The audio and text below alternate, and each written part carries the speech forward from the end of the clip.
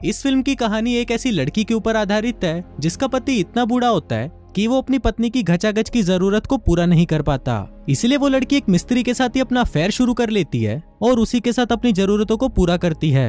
अब इसके बाद वो लड़की और क्या क्या कारनामे करती है ये हम आज की इस एक्सप्लेनेशन में देखने वाले हैं। आज मैं जिस फिल्म को एक्सप्लेन करने वाला हूँ उसका नाम है ऑब्सेशन और ये फिल्म 2019 में रिलीज हुई थी। मूवी की शुरुआत में हम कालाकांडी नाम के एक आदमी को देखते हैं जो कि पूरा दिन ट्रैवल करके एक शहर में आता है। दरअसल कालाकांडी यहाँ पर जॉब की तलाश में आया था और वो मैकेनिक के काम के लिए एक बड़े गैरेज में इंटरव्यू भी देने जाता है। अब क्योंकि कालाकांडी आने में लेट हो गया था इसलिए उसे वो जॉब नहीं मिलती। अब रात को कालाकांडी यूं ही सड़कों पर भटक रहा था क्योंकि उस फकीर के पास इतने भी पैसे नहीं थे कि वो एक होटल में जाकर रह सके।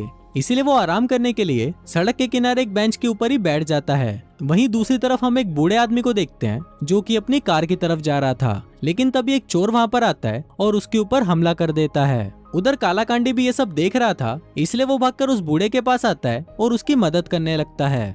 वहीं कालाकांडी को देखकर चोर की फटकर 64 हो जाती है इसलिए वो वहां से भाग जाता है। फिर कुछ देर बाद वहां पर पुलिस भी पहुंच जाती है और यहाँ पर हमें पता चलता है कि इस बूढ़े आदमी का नाम खटमल है। अब खटमल पुलिस को सभी बातें बता ही रहा होता है पर तभी हम देखते हैं कि वहाँ पर खटमल की पटाखा वाइफ ढोलकी आ जाती है। ढोलकी दिखने में इतनी ज्यादा खूबसूरत थी कि कालाकांडी उन दोनों को देखकर सदमे में चला जाता है और सोचता है कि इस सूखे हैंडपंप को इतनी पटाखा लड़की मिली कैसे। तभी खटमल कालाकांडी को ढोलकी से मिलवाता है और क्योंकि कालाकांडी ने उसकी जान भी बचाई थी इसलिए वो दोनों उसे अपने घर पर डिनर के लिए इन्वाइट करते हैं। इसके बाद हम देखते हैं कि डिनर करते वक्त खटमल कालाकांडी से उसके बारे में पूछने लगता है, जिस पर कालाकांडी उसे बताता है कि वो यहाँ पर एक गैरेज में काम करने आया था पर उसे वो जॉब नहीं मिली। अब ये सुनते ही खटमल उसे बताता है कि मेरा भी एक गैरेज है और मुझे वहाँ पर काम करने के लिए एक आदमी की जरूरत है। खटमल कालाकांडी को बहुत ही अच्छी सैलरी ऑफर करता है और साथ ही उसे रहने के लिए गैरेज में एक रूम भी दे देता है। अब क्योंकि ये ऑफर बहुत ही ज्यादा बढ़िया था इसलिए कालाकांडी भी काम करने के लिए राजी हो जाता है। फिर रात को ढोलकी खटमल से कालाकांडी के बारे में पूछने लगती है जिससे हमें पता चलता है कि ढोलकी उसके आने से बिल्कुल भी खुश नहीं थी। बाहर कालाकांडी भी उन दोनों की बातें सुन रहा था और वो अपने बारे में ये बातें सुनकर रोने लगता है। फिर अगली सुबह खटमल कालाकांडी को अपना गैरेज दिखाता है और उसे वहाँ पर क्या क्या काम करना है वो सभी काम उसे समझा देता है। फिर इसके बाद खटमल उसे अपना एक प्रोजेक्ट दिखाता है जिस पर वो काफी दिनों से काम कर रहा था। दरअसल खटमल ये गाड़ी अपनी वाइफ को गिफ्ट करना चाहता था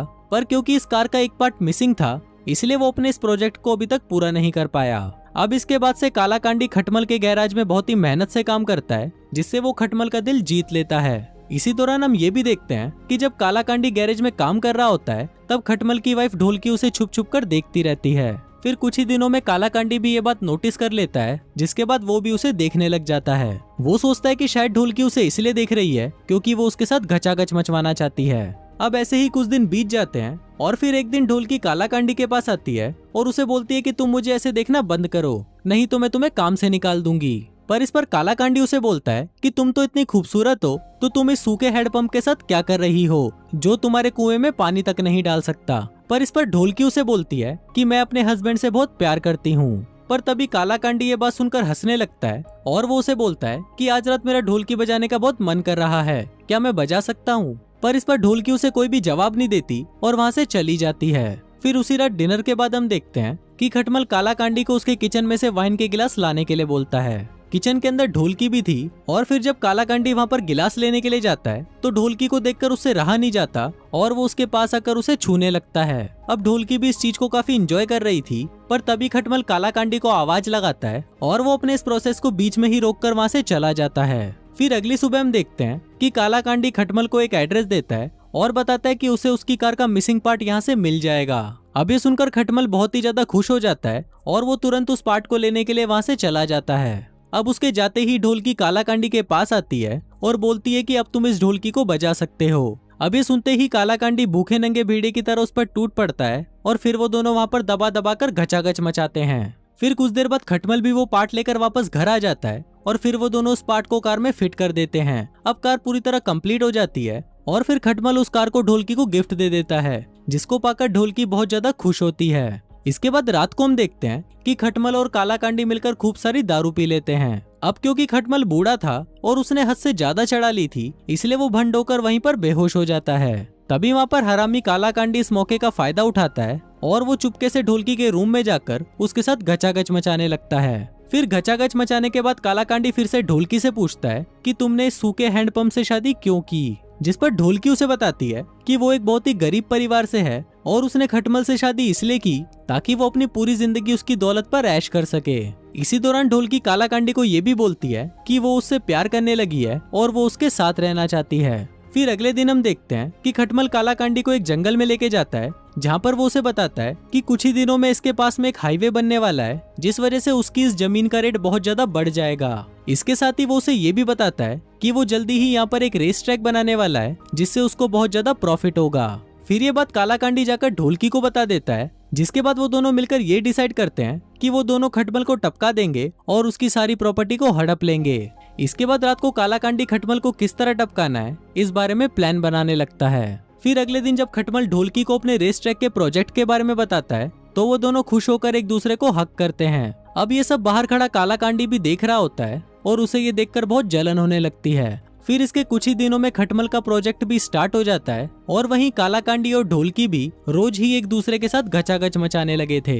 यहाँ बेचारा बूढ़ा पति दिन रात काम कर रहा था और वहीं घर पर उसकी ढोलकी को दिन रात उसका नौकर बजा रहा था। अब कुछ दिनों तक ये सिलसिला ऐसे ही चलता है और फिर एक दिन कालाकांडी ढोलकी को बताता है कि उन्हें खटमल को इस तरह मारना होगा ताकि दिखने में ये एक एक्सीडेंट लगे। इसलिए वो अपने गैराज में एक ट्रैप बनाता है जिसमें वो खटमल को एक ट्रैक्टर के नीचे लेकर आएगा और फिर जैसे ही ढोलकी पास लगे लीवर को खींचेगी वो ट्रैक्टर सीधा खटमल के ऊपर आकर गिरेगा और उसी वक्त खटमल का काम तमाम हो जाएगा। फिर इसके बाद एक दिन कालाकांडी खटमल को अपनी हेल्प करने के लिए गैराज में बुलाता है और फिर वो दोनों जैसे ही काम करने के लिए उस ट्रक के नीचे जाते हैं तभी वहाँ पर ढोलकी उस लीवर को खींच देती है और खटमल का वहीं पर कचुम्बर निकल जाता है। तभी हम देखते हैं कि खटमल तो मर चुका था पर उसके साथ कालाकांडी का एक हाथ भी ट्रक के नीचे दब गया था। तभी कालाकांडी ढोलकी को शॉपिंग करने के लिए भेज देता है ताकि पुलिस को इस बात का शक ना हो कि उन दोनों ने प्लान करके खटमल को मारा है। इसके बाद कालाकांडी पुलिस को फोन कर देता है और दूसरी तरफ जब ढोलकी शॉपिंग कर रही थी तभी पुलिस उसे कॉल करके उसके पति के मौत के बारे में बताने लगती है। फिर घर आने पर ढोलकी की मुलाकात डिटेक्टिव जोगिंदर जहरीले से होती है जो उसे बताता है कि उसका पति खटमल एक एक्सीडेंट में मारा गया है। अभी सुनकर ढोलकी डिटेक्टिव के सामने झूठ मूठ का ड्रामा करने लगती है और अपने पति के पास जाकर फूट फूट कर रोने लगती है। वहीं पुलिस स्टेशन में डिटेक्टिव जहरीला ढोलकी और कालाकांडी पर शक करने लगता है और बोलता है कि शायद इन दोनों ने मिलकर खटमल को मार डाला है। इसके बाद अगले दिन जोगिंदर जहरीला कालाकांडी से पूछताछ करने आता है जिस पर कालाकांडी उसे बताता है कि उसका ये गैरेज बहुत पुराना है जिस वजह से लीवर अपने आप फिसल गया और उस एक्सीडेंट में खटमल की मौत हो गई। अब कालाकांडी की बात सुनकर जहरीला वहाँ से चला तो जाता है लेकिन वो दूर से ही उन दोनों पर नजर रख रहा था। वहीं खटमल के जाने के बाद कालाकांडी और ढोलकी की तो ऐश हो गई थी और कालाकांडी तो उसकी ढोलकी को दिन रात बजाता ही रहता था। इसी दौरान ढोलकी कंस्ट्रक्शन का काम फिर से चालू कर देती है ताकि वो इस रेस ट्रैक को बनाकर अपने पति के सपने को पूरा कर सके। अब ऐसे ही कुछ दिन बीत जाते हैं और फिर एक दिन डिटेक्टिव जोगिंदर जहरीला कालाकांडी से पूछताछ करने के लिए उसे पुलिस स्टेशन बुलाता है। इसके बाद वो वहाँ पर कालाकांडी को बताता है कि मेडिकल रिपोर्ट से हमें ये पता चला है कि खटमल के ऊपर उस ट्रक को 2 बार गिराया गया था जिस वजह से उसकी मौत हुई। लेकिन इस पर कालाकांडी उसे बोलता है कि मुझे इस बारे में कुछ भी याद नहीं है। तभी जोगिंदर जहरीला उसे एक वीडियो दिखाता है जिसमें उसने खुद गैराज में जाकर चेक किया कि उस लीवर को खींचने से वो ट्रक आकर सीधा खटमल पर गिरा, जिसका मतलब तुमने और ढोलकी ने मिलकर खटमल को मारा ताकि तुम दोनों उसकी सारी दौलत हड़प सको। पर अब क्योंकि जहरीले के पास कालाकांडी के खिलाफ कोई पक्का सबूत नहीं था इसलिए वो उस वक्त उसे जाने देता है। फिर उसी रात हम देखते हैं कि घचाघच करने के बाद ढोलकी कालाकांडी को बताती है कि वो जल्दी ही उसके बच्चे की माँ बनने वाली है।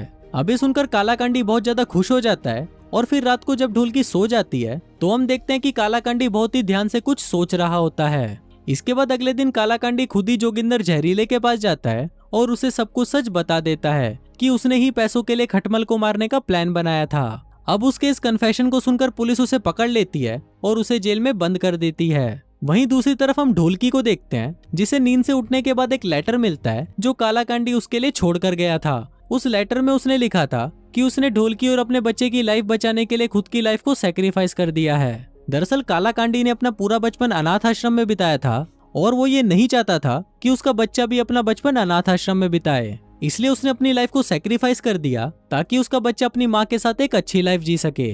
अब ऐसे ही कुछ दिन बीत जाते हैं और हम देखते हैं कि ढोलकी ने भी रेस ट्रैक के प्रोजेक्ट को पूरा कर लिया था जिससे उसे काफी अच्छा प्रॉफिट हो रहा था। इसी दौरान वो कालाकांडी को अभी भी चिट्ठियां लिखती थी जिसमें वो उसे उनके बेटे की फोटो भेजा करती थी। फिर फिल्म के लास्ट सीन में हम देखते हैं कि ढोलकी कालाकांडी को जिस बच्चे की फोटोज भेजती थी वो बच्चा तो उसका था ही नहीं बल्कि उसकी सेक्रेटरी का था। दरअसल ढोलकी ने कालाकांडी से सब कुछ झूठ बोला था और वो कभी भी कालाकांडी से प्यार करती ही नहीं थी।